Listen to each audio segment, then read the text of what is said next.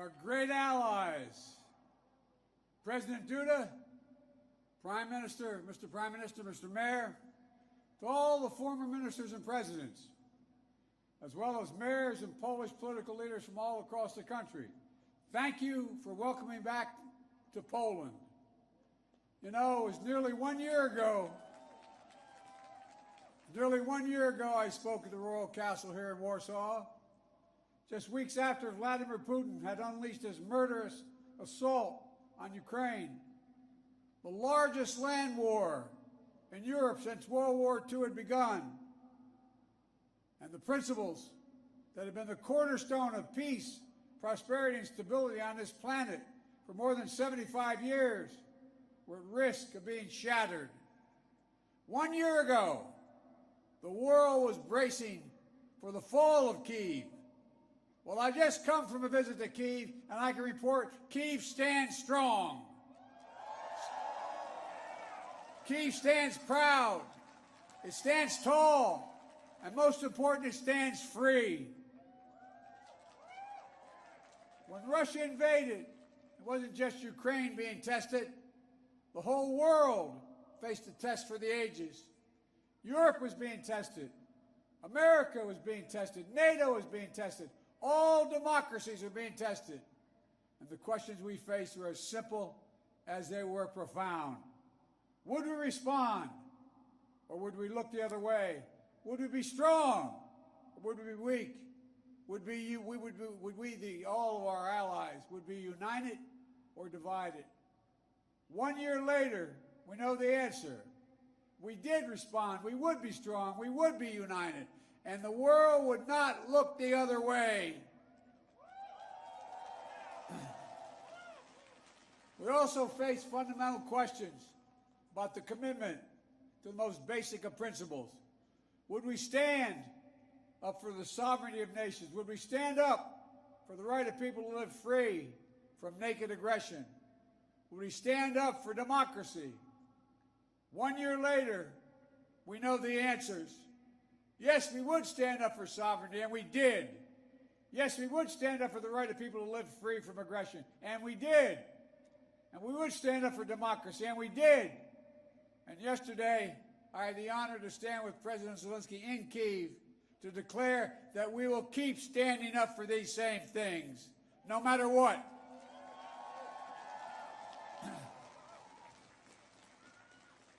When President Putin ordered his tanks to roll into Ukraine, he thought we would roll over. He was wrong. The Ukrainian people are too brave. America, Europe, a coalition of nations from the Atlantic to the Pacific, we were too unified. Democracy was too strong.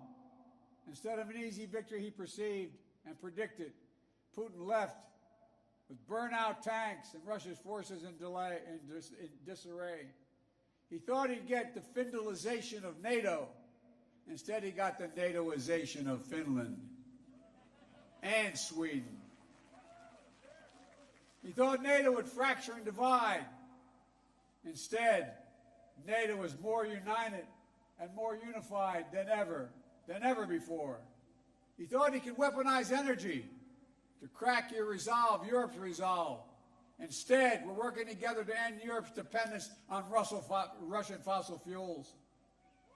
He thought autocrats like himself were tough and leaders of democracy were soft. And then he met the iron will of America and the nations everywhere that refused to accept the world governed by fear and force. He found himself at war with a nation led by a man whose courage would be forged in fire and steel, President Zelensky. President Putin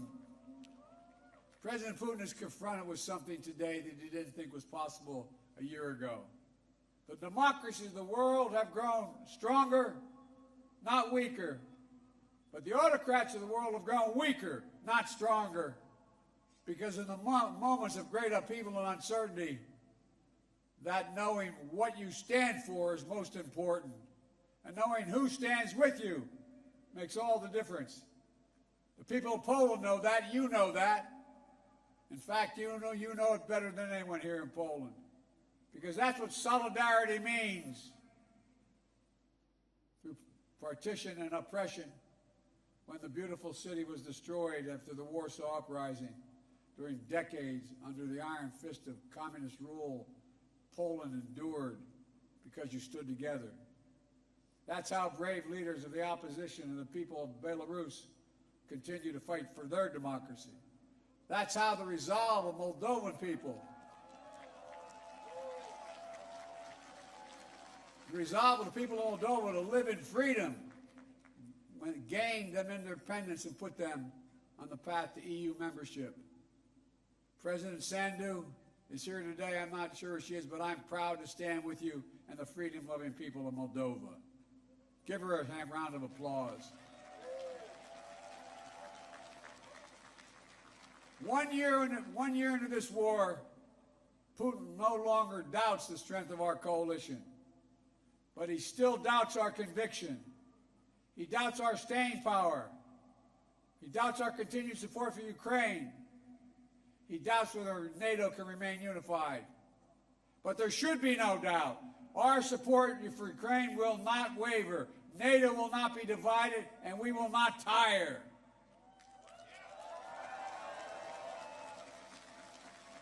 President Putin's craven lust for land and power will fail, and the Ukrainian people's love for their country will prevail. Democracies of the world will stand guard over freedom today, tomorrow, and forever.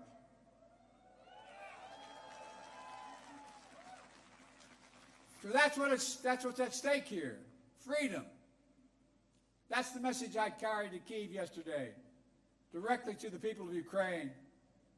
When President Zelensky said he came to the United States in December, quote, he said, "This struggle will define the world and what our children and grandchildren, how they live, and then their children and grandchildren." He wasn't only speaking about the children and grandchildren of Ukraine. He was speaking about all of our children and grandchildren, yours and mine. We're seeing again today what the people of Poland and the people across Europe saw for decades. Appetites of the autocrat cannot be appeased. They must be opposed. Autocrats only understand one word: no, no, no. No, you will not take my country. No, you will not take my freedom. No, you will not take my future. And I'll repeat tonight what I said last year in this same place. A dictator bent on rebuilding an empire will never be able to ease the people's love of liberty. Brutality will never grind down the will of the free. And Ukraine will never be a victory for Russia. Never.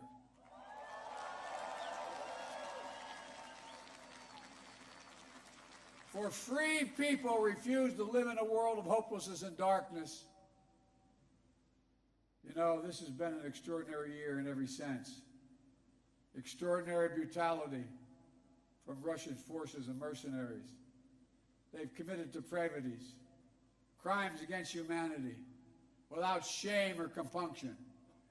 They've targeted civilians with death and destruction, used rape as a weapon of war, stolen Ukrainian children in an attempt to steal Ukraine's future, bombed train stations, maternity hospitals, schools, and orphanages.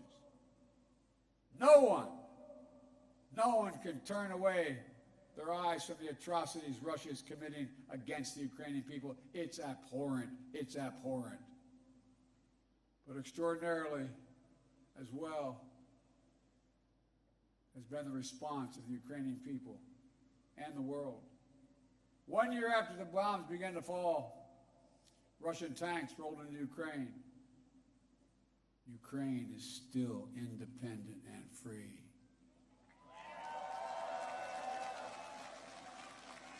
From Kherson to Kharkiv, Ukrainian fighters have reclaimed their land. More than 50% of the territory Russia held last year. The blue and the yellow flag of Ukraine proudly waves once again. President Zelensky still leads a democratically elected government that represents the will of the Ukrainian people. And the world has already voted multiple times, including the United Nations General Assembly, to condemn Russia's aggression and support a just peace. Each time in the UN, that vote has been overwhelming. In October, 143 nations, the United Nations, condemned Russia's illegal annexation. Only four in the entire UN voted with Russia. 4. So tonight, I speak once more to the people of Russia. The United States and the nations of Europe do not seek to control or destroy Russia. The West was not plotting to attack Russia, as Putin said today. And millions of Russian citizens who only want to live in peace with their neighbors are not the enemy. This war was never a necessity. It's a tragedy. President Putin chose this war. Every day the war continues is his choice. He could end the war with a word. It's simple. If Russia stopped invading Ukraine, it would end the war. If Ukraine stopped defending itself against Russia, it would be the end of Ukraine. That's why together we're making sure Ukraine can defend itself. The United States has assembled a worldwide coalition of more than 50 nations to get critical weapons and supplies to the brave Ukrainian fighters on the front lines, air defense systems, artillery, ammunition, tanks, armored vehicles. The European Union and its member states have stepped up with unprecedented commitment to Ukraine, not just in security assistance, but economic and humanitarian refugee assistance and so much more. To all of you here tonight, take a moment, and I'm serious when I say this. Turn around and look at one another. Look at what you've done so far. Poland is hosting more than 1.5 million refugees from this war. God bless you. Poland's generosity, your willingness to open your hearts and your homes is extraordinary. And the American people are united in our resolve as well. All across my country, in big cities and small towns, Ukrainian flags fly from American homes. Over the past year, Democrats and Republicans in our United States Congress have come together to stand for freedom. That's who Americans are, and that's what Americans do. The world is also coming together to address the global fallout from President Putin's war. Putin tried to starve the world, blocking the ports in the Black Sea to stop Ukraine from exporting its grain, exacerbating the global food crisis that hit developing nations in Africa especially hard. Instead, the United States and the G7 and partners around the world answered the call with historic commitments to address the crisis and to bolster global food supplies. And this week, my wife, Jill Biden, is traveling to Africa to help bring attention to this critical issue. Our commitment is to the people of Ukraine and the future of Ukraine, a Ukraine that's free, sovereign, and democratic. That was the dream of those who declared Ukraine's independence more than 30 years ago, who led the Orange Revolution and the Revolution of Dignity, who braved ice and fire in the Maidan, and the Heavenly 100 who died there, and those who continue still to root out Kremlin's efforts to corrupt, coerce, and control. It's a dream for those Ukrainian patriots who fought for years against Russia's aggressions in the Donbass, and the heroes who've given everything, given their lives in the service of their beloved Ukraine. I was honored to visit their memorial in Kyiv yesterday to pay tribute to the sacrifice of those who lost their lives, standing alongside President Zelensky. The United States and our partners stand with Ukraine's teachers, its hospital staff, its emergency responders, the workers in cities across Ukraine are fighting to keep the power on in the face of Russia's cruel bombardment. We stand with the millions of refugees of this war who found a welcome in Europe and the United States, particularly here in Poland. Ordinary people all across Europe did whatever they could to help and continue to do so. Polish businesses, civil society, cultural leaders, including the First Lady of Poland, who is here tonight, have led with the heart and determination, showcasing all that's good about the human spirit. Madam First Lady, we love you. Thank you all.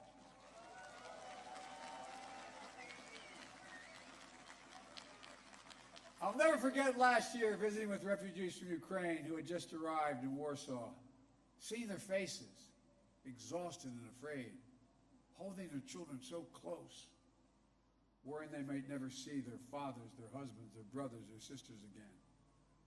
In that darkest moment of their lives, you, the people of Poland, offered them safety and light. You embraced them. You literally embraced them. I watched the looks on their faces. Meanwhile, together we made sure that Russia is paying the price for its abuses. We continue to maintain the largest sanction regime ever imposed in any country in history. And we're going to announce more sanctions this week together with our partners. We'll hold accountable those who are responsible for this war, and we'll seek justice for the war crimes and crimes against humanity continuing to be committed by the Russians. You know, there is much for us to be proud of over all that we have achieved together this past year. But we have to be honest and clear-eyed as we look at the year ahead. The defense of freedom is not the work of a day or of a year. It's always difficult. It's always important. As Ukraine continues to defend itself against the Russian onslaught and launch counteroffensive of its own, there will continue to be hard and very bitter days. Victories and tragedies. But Ukraine is steel for the fight ahead. And the United States, together with our allies and partners, are going to continue to have Ukraine's back as it defends itself. Next year, I will host every member of NATO for our 2024 summit in the United States. Together, we'll celebrate the 75th anniversary of the strongest defensive alliance in the history of the world, NATO. And let there be no doubt, the commitment of the United States to our NATO alliance and Article 5 is rock solid. And every member of NATO knows it, and Russia knows it as well. An attack against one is an attack against all. It's a sacred oath. Sacred oath to defend every inch of NATO territory. Over the past year, the United States has come together with our allies and partners in an extraordinary coalition to stand against Russian aggression. But the work in front of us is not just what we're against. It's about what we're for. What kind of world do we want to build? We need to take the strength and capacity of this coalition and apply it to lifting up the lives of people everywhere, improving health, growing prosperity, preserving the planet, building peace and security, treating everyone with dignity and respect. That's our responsibility. The democracies of the world have to deliver it for our people. As we gather tonight, the world, in my view, is at an inflection point. The decisions we make over the next 5 years or so are going to determine and shape our lives for decades to come. That's true for Americans. It's true for the people of the world. And while decisions are ours to make now, the principles and the stakes are eternal. The choice between chaos and stability, between building and destroying, between hope and fear, between democracy that lifts up the human spirit and the brutal hand of the dictator who crushes it, between nothing less than limitation and possibilities. The kind of possibilities that come when people who live not in captivity but in freedom. Freedom. Freedom. There is no sweeter word than freedom. There is no nobler goal than freedom. There's no higher aspiration than freedom. Americans know that, and you know it. And all that we do now must be done so our children and grandchildren will know it as well. Freedom. The enemy of the tyrant and the hope of the brave and the truth of the ages. Freedom. Stand with us. We will stand with you. Let us move forward with faith and conviction, and with an abiding commitment to be allies, not of darkness but of light, not of oppression but of liberation, not of captivity but, yes, of freedom. May God bless you all. May God protect our troops. And may God bless the heroes of Ukraine and all those who defend freedom around the world. Thank you, Poland. Thank you, thank you, thank you for what you're doing. God bless you all.